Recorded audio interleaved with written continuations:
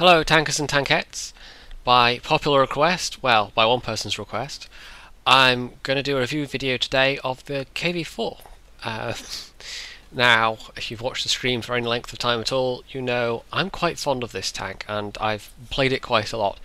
Indeed, for a while it was the only tier 8 I had in my garage, and you can see I've got a few more now and I'm working my way towards some more, but it remains one of my most played high tier heavies. One of my most played regular high tier heavies anyway, I should say.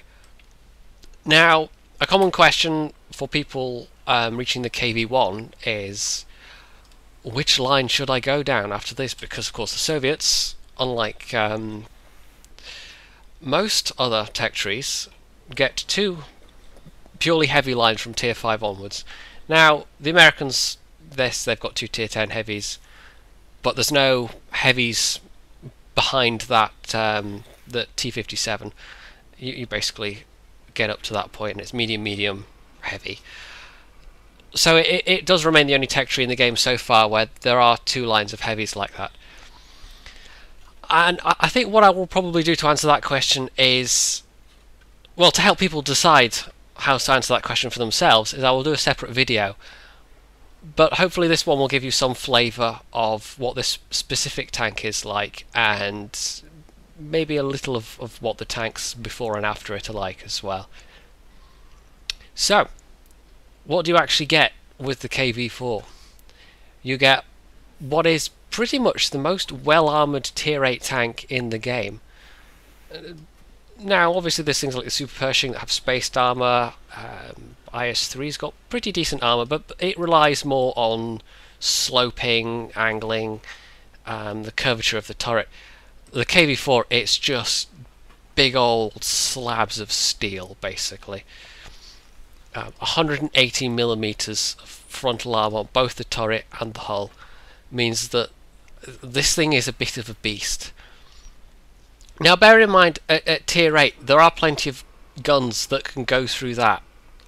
So the raw number itself, it's impressive, but at the same time, there's plenty of 200 plus pen guns floating around at tier 8. Now you'll note, it looks a lot like the front end of a KV-1. It's got this, it's got this sloping going on. It's got the MG port. It's got a driver's port. It's not massively sloped, but it's enough that it adds to that armor effectiveness. So it's 180mm plus a bit, effectively. The turret is pretty similar. The sides are very sloped, so any shot that strikes that from the front is just going to bounce off. There is, however, this flat strip of armour underneath the gun mantlet. That is vulnerable if you can hit it, because that is not sloped at all. And this curved bit of arm here, it's possible if you've got enough pen that's kind of a weak spot as well. Oh yes, I should also mention, of course, the lower front plate, as with a lot of tanks.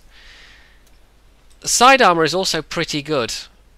150 side armour means this thing is a side scraping monster. Now, if you don't know what side scraping is, again, I may do a techniques video at some point, but there are other good ones out there on YouTube.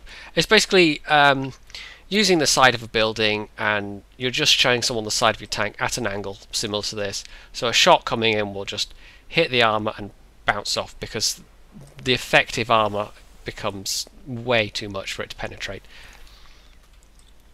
Or else, if it doesn't bounce, it will go into your tracks, and it'll damage the track module, but you won't lose any health points. Now, this tank is exceptionally good at that, but it does have, like every other well-armoured tank in the game, it's got weak spots. Now, obviously the MG port is one, as with all the KV series. Driver's port, if you can hit it. I've mentioned the turret armour already. Lower front plate. And of course, well, I'll show you first the stock turret. Now, you'll notice right away, this is the same gun. There's a nice feature of this tank. You can mount all the available guns on either turret, basically. So this is the stock turret. You'll notice it's actually slightly, the armour is still, it's very good for a stock turret. What is less good about it is this thing. This is at close ranges, it's more of a weak spot than at long ranges. Although since 8.6, more people are going to hit that kind of thing more often. But otherwise, the stock turret is still a viable choice. Obviously, you get less hit points and you have a slightly longer reload time on the gun. It's not much, but it's there. The top turret, it's immediately noticeable. It's one of those tanks. It's got a turret on top of a turret because we heard you like turrets, yo. So have some more. It's pretty well armored considering. If someone shoots it here or here, that's going to bounce. You can't really shoot the top of it. But this bit here around this secondary gun, these MG ports here, they're also weak spots. And if you're up against someone with enough accuracy to hit those, then even if you're playing, even if you're side scraping and playing peekaboo, someone could still potentially pen you through there. But of course, you can to some extent compensate that by angling your turret between shots. Now that's the armor, which is what this thing excels at. I'm also going to look at the armament. What you get is a choice of guns. The 170mm ZIS-6 is a gun that is on pretty much all the previous tanks of the line, plus the KV-2. It's not bad, but it's sort of lackluster penetration.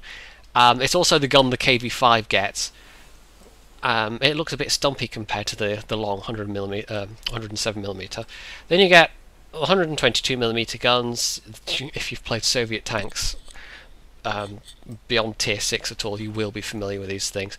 You will hopefully have one of these unlocked. Your stock configuration is probably going to look something like this.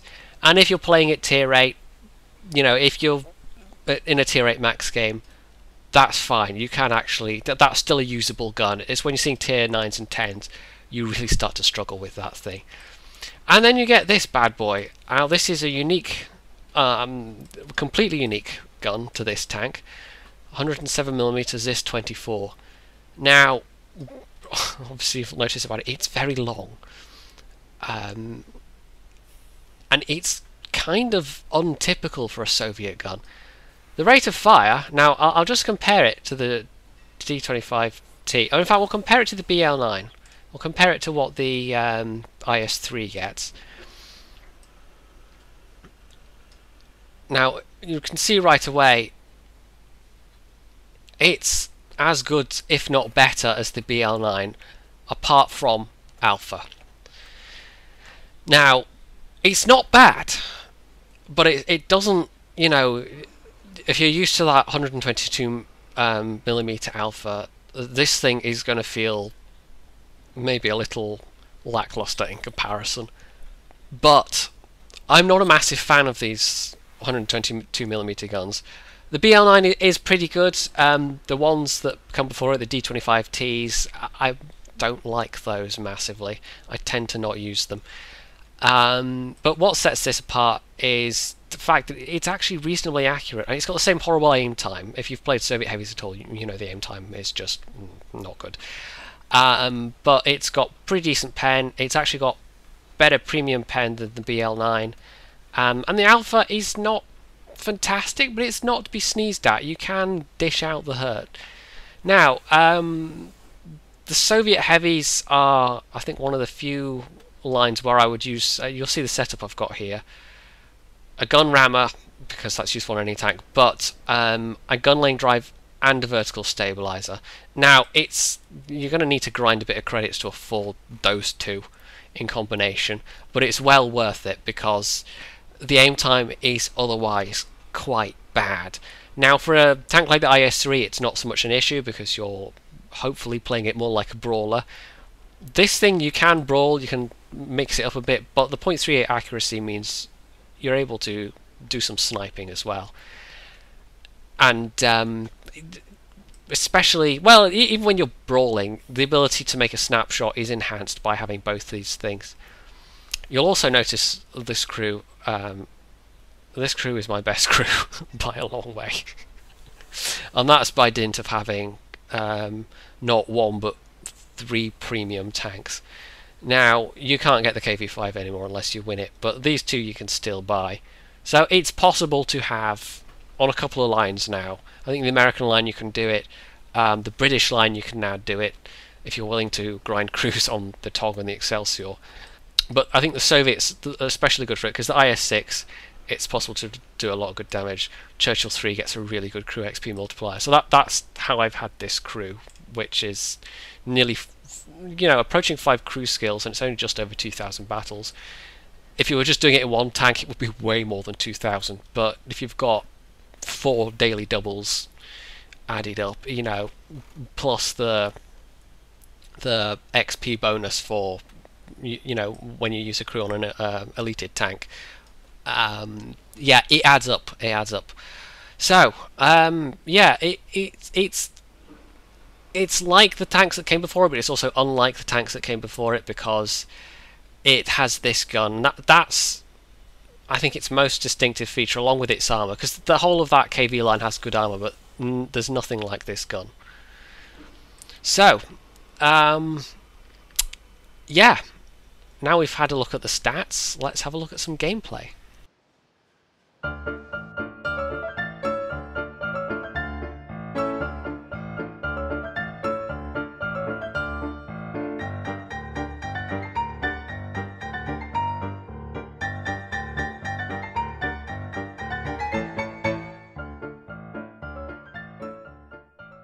So here we are. This isn't going to be... well, I was going to say this isn't going to be a typical battle, but what's a typical battle? I've selected a replay which shows some aspects of what this thing can be good for. And you'll get to see... I chose this one in particular because you'll get to see how effective angling the armour can be. Now, obviously, this is just one slice of, the way in which this could be played. So, bear that in mind. I've done a couple of commentaries on KV-4 replays already, so I would suggest you go and look at those. Those will give you a better idea of, well, they'll give you a more complete idea of what this is capable of. But also just look up other YouTube videos of KV-4 play. If you want a more rounded idea of what to do with this thing. But anyway, let's concentrate on what's happening in front of us right now. We're on Prokhorovka, and this it's not an ideal map for a heavy tank. For a slow heavy tank anyway, because I didn't really talk earlier about the speed of this thing. And you'll see it's not bad. The top engine's 1200 horsepower, which is enough to get you where you're going. Even the stock engine is 1000 horsepower. You're not going to get there fast, but if you look at the speed, 30 kilometers an hour, it's not awful. And people expect this to be, given the amount of armor it's got, I think they expect it to be a lot more sluggish than it is. And obviously, bear in mind the top turret weighs more than the stock turret. So if you've got the stock turret and the stock engine, that's not a bad combo. And I do recommend, as you'll have seen in the intermission, getting the top engine before you get the top turret, because you can mount the top gun. That should be your priority, is getting the top gun. So this is not an ideal position, but I've gone to this flank because I know normally I would maybe try go to F7, F8 on this map, the village, by the railways there, but I know if I go there, I'm just going to get sniped from the hill, because there's only a Tiger up here and the Alpskarung Panther, so they're not going to last on their own. Of course, I don't know what's coming up the other side. Now look what our AMX 1375 has done. Look at the minimap there. That is some sterling scouting work. This is a very good map for scouting. He's done a massive favour to this team by taking out the artillery. He's done me personally a massive favour, because this thing doesn't dodge artillery shots particularly well. Now, here we are. We're engaged with the enemy. It's a Pershing, which I don't need to worry too much about his pen. Now look how I'm advancing towards him. I'm following a kind of slow zigzag pattern, and that's to maximise the angling of my armour, basically. Now, thanks to that really good job the 1375 did, I know majority of their team's on the other flank, and he lit up so many of them that we're at 6-3. It's 3 minutes in, we're at 6-3 already. So that right there, I mean, that's not this, you know, what this video is about, but that's the power of good scouting. So I'm being quite bullish here. I'm being aggressive. I'm pushing up. There's the Pershing down, and you see that gun it's not bad. It's not to be sniffed at. And if you look at my damage, I've yet to actually take any. Now granted, I'm not facing the toughest opponents here. I had one tier 8 medium. I've got a tier 7 medium who's got 130 pen with that gun. So like 132, something like that. Tiger P is a bit more of a serious opponent. He's got 200 pen. So I'm still keeping myself angled. I'm moving in between shots basically, because even with the equipment setup I've got, it's still quite a, you know, you can see yourself, it's quite a long aim time. So I'm trying to hit his lower front plate. It's a bit of a tricky shot at this angle, and again, moving between shots. So I decide to go for his large commander's hatch instead, and I miss a few, but I do get there in the end, and of course we've got friendlies shelling him as well. So this isn't it's not really showing its brawling capabilities, but it's showing its mid-range fighting capabilities as well.